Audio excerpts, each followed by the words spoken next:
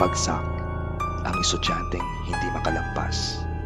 Ito ang Horror Tales PH, kwentong kababalaghan.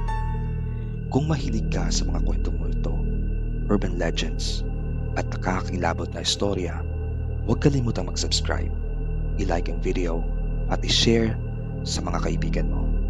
At kung may sarili kang karanasan, i-email sa kwentongkababalaghan2025@gmail.com. Ngayon, simulan na natin ang kwento. Ang kwentong ito ay hango sa totoong pangyayari sa isang kilalang pamantasan sa Maynila. Isang kwento ng pangarap, pagkabigo, at isang multong hindi matahimik. Si Arian ay isang third-year BS Psychology student. Kilala siya sa campus bilang tahimik, masipag, at mabait sa lahat. Lumaki siyang walang ama at ang kanyang inang si Aling Josie ang tanging bumuhay sa kanya. Naglalako ng gulay si Aling Josie sa palengke para lang maipang-tuition sa anak. Kaya't para kay Arian, mahalaga ang bawat grado, bawat subject, bawat exam. Ngunit sa ikatlong taon niya, hinarap niya ang pinakamabangis na professor sa kanilang department, si Professor Rodolfo Beltran. Kilala si Prof. Beltran bilang istrikto at walang sinisino. Kapag hindi pasado sa kanya kahit isang punto, ibabagsak ka. At kung sakaling ulitin mo ang subject sa kanya, mas lalo siyang nagiging mahigpit. Si Arian, kahit anong pilit at review, ay bumagsak sa kanyang subject. Labis itong dinamdam ng dalaga. Isang bagsak ay sapat na para mawalan siya ng scholarship. Pero sa tulong ng kanyang advisor, nabigyan siya ng pagkakataong ulitin ang subject. Muling hinarap ni Arian ang klase. Sa pagkakataong ito, doble ang kanyang sipag. Laging maaga, laging nakikinig, lagi sa harap. Gumagawa ng extra paper, nagpapasa ng bonus assignments. Pero dumating ang final grade, muli siyang bumigsak. Wala raw improvement. Mamaba pa rin sa standard ni Prof. Beltran. Ayon sa kanyang kaibigang si Mara, gabing-gabing umiiyak si Arian. Halos hindi na kumakain. May mga araw na tulala siya, hindi makausap. Hanggang sa isang umaga, nakita siya ng landlady sa boarding house. Wala ng buhay. Nakabitin sa kisame gamit ang kumot. Iniimbestigahan man ng school, walang foul play na nakita. May sulat sa mesa. "Patawad po, ma. Hindi ko kinaya. 2 beses akong bumagsak. 2 beses akong nabigo.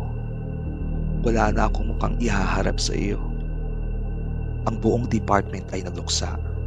Maging si Prof. Beltran ay hindi nagsalita tungkol sa nangyari. Tahimik siya. Sa faculty room, iwas sa usapan. Akala ng lahat, doon matatapos ang lahat. Pero hindi pala. Pagbalik ng klase matapos ang sem break, nagsimula na ang bagong semester. Pero sa room 3-201, kung saan dati tinuturo ni Prof. Beltran ang subject ni Arian, may mga estudyanteng nakakaramdam ng kakaiba. Isang gabi, habang nag-self-study ang isang grupo ng estudyante sa room na iyon, biglang namatay ang ilaw. Nang bumukas muli, may nakita silang babaeng nakaputi sa gilid ng whiteboard. Akala nila faculty. Pero nang nilapitan, biglang nawala. Minsan naman, ang orasan sa classroom ay palaging humihinto tuwing 9:47 p.m. Oras daw ng pagkamatay ni Arian. May naririnig ding hikbi mula sa CR katabi ng classroom. Hindi nila mahanap kung saan nanggagaling. Si Prof. Beltran ay nagsimula na magkaroon ng kakaibang kilos. Sa gitna ng lecture, minsan ay natitikilan siya. Tila may nakikita sa likod ng estudyante. Minsan ay bigla siyang lalabas ng room, nanginginig at hindi na bumabalik.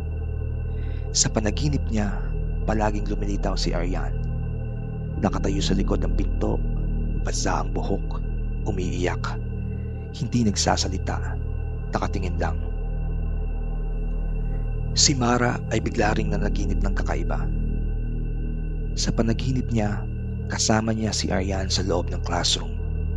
Pero si Aryan ay nakatayo lang at nagsalita ng, "Hindi ako makaalis. Hindi ako makatawid. Kailangang malaman nila ang totoo." Kinabukasan, kinausap ni Mara ang guidance counselor. Isiniwalat niya ang ilang bagay na kinuwento ni Aryan bago ito namatay. Ayon kay Aryan, noong una pa lang ay may nararamdaman na siyang hindi pantay ang grading ni Prof. Beltran. May mga estudyanteng paborito nito at siya'y tila laging pinibigyan ng mas mababang marka kahit tama ang sagot. Isinagawa ang internal review ng department. Lumabas na may inconsistencies ang ilang grading sheet ni Prof. Beltran. Pero imbis na harapin ito, si Prof. Beltran ay nag-leave at hindi na muling bumalik sa eskwelahan. Isang gabi, nakita siya ng janitor sa faculty room. Umiiyak habang hawak ng lumang class record. Paulit-ulit niyang sinasabi, "Patawarin mo ako, Aryan. Hindi ko sinasadya." Makalipas ang ilang linggo, nagretiro siya. Bagamat wala na si Prof. Beltran, may ilan pa ring nagsasabing tuwing finals week, may babaeng nakaupo sa ikatlong row, pangatlong upuan mula sa kaliwa. Tahimik, nakayuko. At kapag tiningnan mo ng maigi, wala siyang mukha.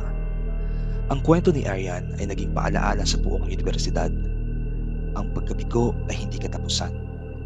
At ang kaluluwa ng mga nanawala ng pag-asa ay naghahanap ng hustisya, hindi lamang awa. Ang kwentong ito ay hindi lang tungkol sa multo, kundi paalaala rin sa bigat ng pressure na nararanasan ng kabataan. Kung ikaw ay may pinagdadaanan, humingi ka ng tulong. Hindi ka nag-iisa. At kung may sarili kang kwento ng kababalaghan, ipadala lang sa kwentonkababalaghan2025@gmail.com. Huwag kalimutang mag-subscribe sa Horror Tales PH para sa mga mas marami pang kwentong kilabot.